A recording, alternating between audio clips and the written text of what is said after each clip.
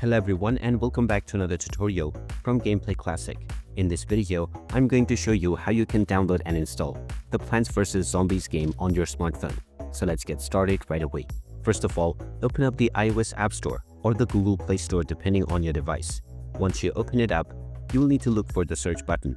Tap on this button and then type in Plants vs Zombies to begin your search.